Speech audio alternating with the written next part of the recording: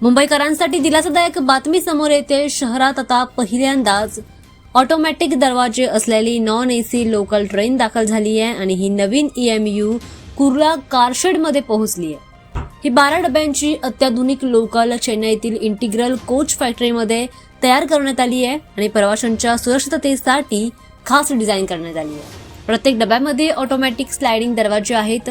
दरवाजे पूर्ण बंद झाल्याशिवाय ट्रेन सुरू होणार नाहीये, त्यामुळे आता अपघातांचा धोका मोठ्या प्रमाणामध्ये कमी होईल।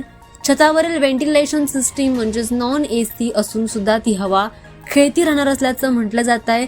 प्रवाशांच्या सुरक्षेचा विचार करून ही जी काही ट्रेन आहे ती बनवली गेली आहे।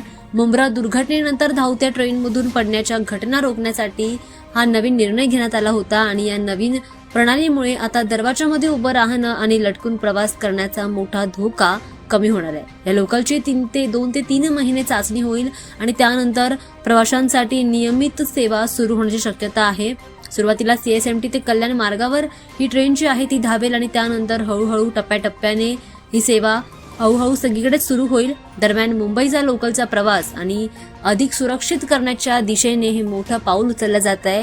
अशा प्रकारच्या आणखी लोकल गाड्या आता मुंबईमध्ये मुंबईकरांच्या सेवेमध्ये दाखल होण्याची शक्यता व्यक्त केली जाते।